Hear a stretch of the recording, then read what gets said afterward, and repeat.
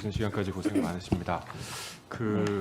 부동산 얘기를 많이 하고 또 본인의 부동산에 대한 얘기를 야당 의원들이 계속 하고 있습니다. 이것이 공직자의 윤리 자세 문제이기도 하고요.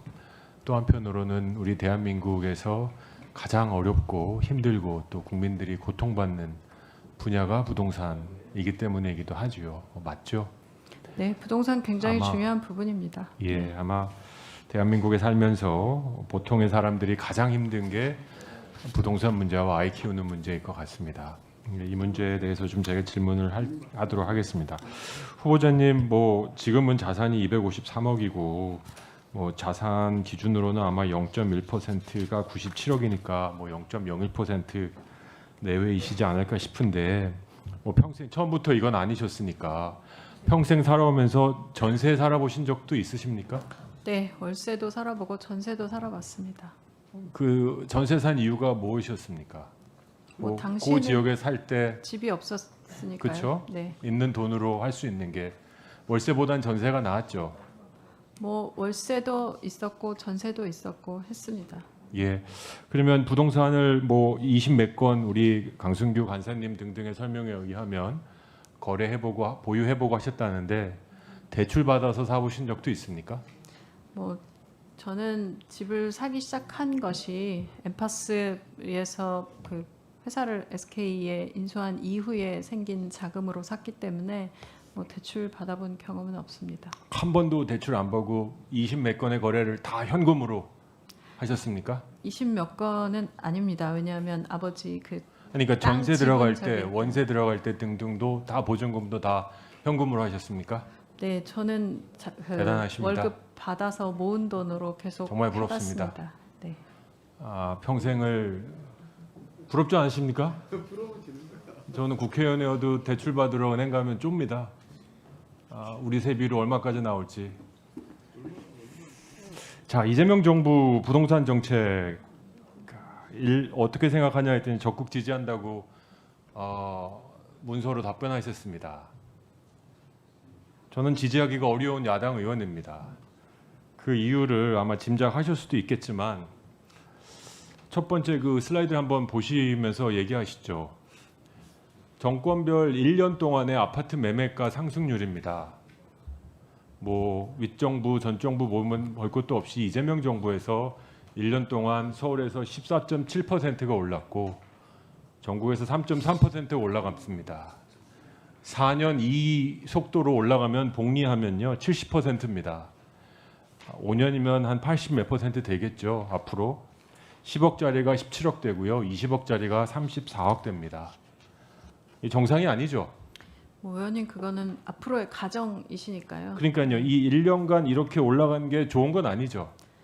네, 현재 상태를 보면 높은 수준의 굉장히 인상입니다. 걱정스러운 상태죠. 네, 인상 폭이 굉장히 크니까요. 예. 그래서 청년들이 지금 어떻게든지 집을 사려고 주식도 해보고 하는 겁니다. 자, 그러면 이재명 정부 부동산 정책을 지지한다고 하니까 이렇게 시작해보죠. 그러면 이재명 정부의 부동산 정책 중에 잘하고 있다는 게 잘하고 있는 거 한 가지만 좀 얘기해봐 주십시오. 뭘 잘하고 있습니까? 지금 현재는 저희가 아주 짧게 잘하고 있는 정책. 그 실거주 관련된 부분에 집중적으로 정책들을 마련하고 있고. 그 뭐냐고요? 실거주 하지 않으면 못 사는 거, 살 수 없는 거, 집을 살 수 없는 거, 그게 잘하고 있다. 네, 저는 수요를 좀 억제해야 하는 부분이 있어야 한다고 생각합니다. 수요를 억제해야 된다. 네. 자, 이렇게 올라가다 보니까요. 그리고 한 가지 통계를 보면요. 충분히 답변 시간 드리겠습니다. 네. 10분이니까. 전세가 품귀가 났습니다. 전세가 없어지는 건 아시죠? 공부하셨다고 하셨으니까. 네, 전체 지금 문자 보낼 때 열심히 공부하셨다고 하셨잖아요.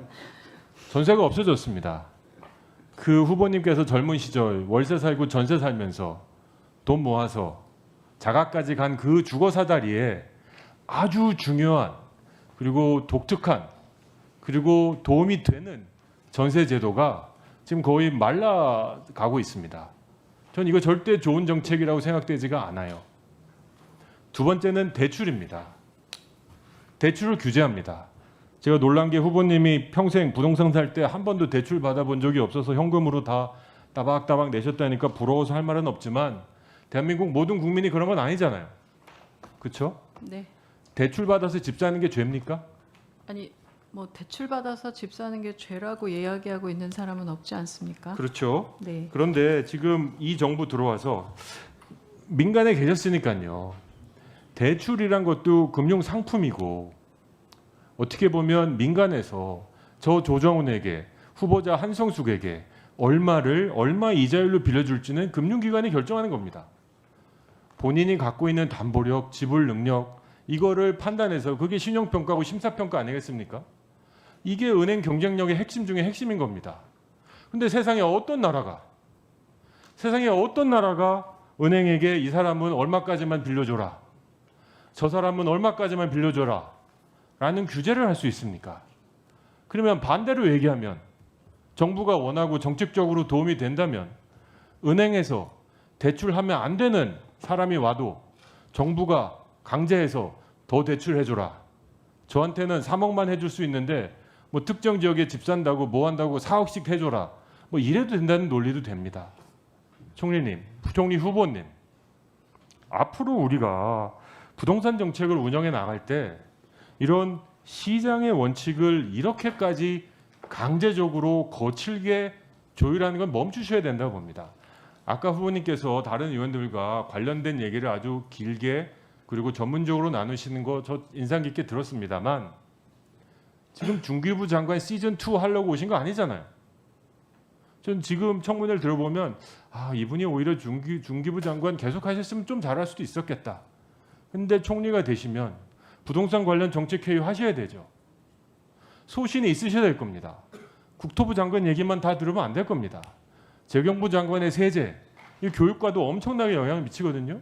교육부 장관의 역할 다 조율하셔야 되는데 지금 부동산 정책에 대한 생각, 그리고 이재명 정부의 부동산 정책이 잘했다고 하시면서 실거주 중심의 규제가 잘했다고 하시는데 지금 1년 동안 그거 열심히 했더니 실거주 하시고 싶은 사람조차, 실거주로 사고 싶은 사람조차 1년에 15%씩 올라가는 물가 때문에, 집값 때문에 잡을 수가 없어요.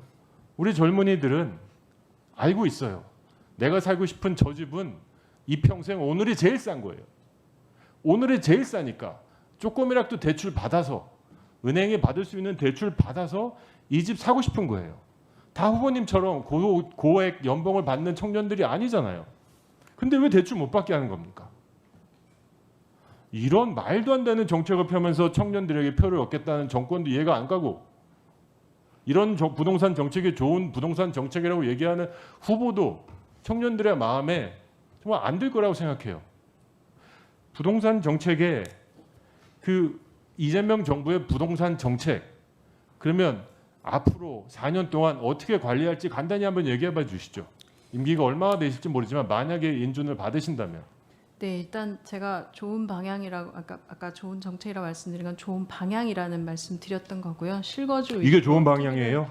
집값이 15% 오르고 전세가 없어지고 대출이 없어지는 게 좋은 방향입니까? 제가 방향에 대한 말씀, 좋은 방향이라 말씀드린 아니 이게 건 좋은 방향이잖아요. 이게 실거주 위주로 투기를 억제해야 된다는 말씀을 드렸던 부분이고요. 실거주 위주로 투기를 억제하는 이유가 뭡니까, 후보님?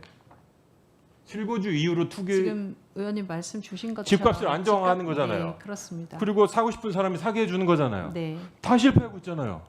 지금 의원님 이제 1년 다 실패하고 있잖아요. 그리고 작동하는 게 뭐가 있어요 지금? 지금 가격이 오르는 부분에 대해서는 2022년 전부터 몇 년 전부터 사실은 공급이 부족했던 부분도 영향을 주고 전 정권 지금 현재 탓이다. 굉장히 많은 부분 지금 뭐 반도체나 이런 걸로 통해서 많이 나오고 있는 이 유동성 문제도 있지 않습니까? 그리고 전세 관련된 부분은 굉장히 많은 아니 그렇게 부분 말하실 거면 정권 네. 차원에서 저희한테 정권 주세요. 저희가 관리할게요. 전 정권 탓하시고 외생 변수 탓하시고 어쩔 수 없다 탓하시면 의원님 저희한테 정권 주세요. 그게 아니고 그렇게 얘기하시면 안 돼요. 집이라는 것이 총리 지금 후보의 말에 무게가 있는 건 네. 총리가 되시면 정책을 함으로써 현실로 할 수 있는 힘이 있기 때문이잖아요. 저희한테 없는. 그건 의원님도 잘 아시지만 공급이라는 것이 착공된 이후로 3년 정도, 4년 정도의 시간이 필요한 거 아닙니까? 그러면 그러니까 그 부분에 이 대한 집값 올라가는데 부분들은, 금융 정책, 대출 규제 이런 것들은 영향이 없었다고 보십니까? 그 관련된 부분들의 영향도 있었겠죠. 근데 지금 의원님 말씀하시는 것처럼 15% 전체에 대한 부분들이 착공이나 이런 공급이 부족했던 부분도 분명히 있다는 생각이 들고요. 마이너스 9%였어요. 그 이전에 공급이 있었으니까 그 이후에 떨어지는 거 아닙니까? 이 계속 사이클에 대한 부분들은 저는 좀 데이터를 전체적으로 같이 보셔야 된다는 생각이 들고요. 전세제도에 대해서도 굉장히 이견들은 있다는 생각이 듭니다. 물론 전세제도라는 것이 이전에 주택금융 관련된 부분이 발전되지 않았을 때는 전세제도의 유의미함이 있었겠지만 지금은 꽤 많은 부분, 가계대출에 굉장히 많은 부분, 주택 관련된 부분들이 있고 틀린 말씀이세요. 전세를 왜 일반 서민들이 하냐면요. 자가, 전세, 월세라는 세 제도 중에 특정 지역의 특정 아파트, 특정 집을 사는데 소위 비용이 제일 싸서 그래요. 근데 전세를 통해서 그건 알고 계시죠?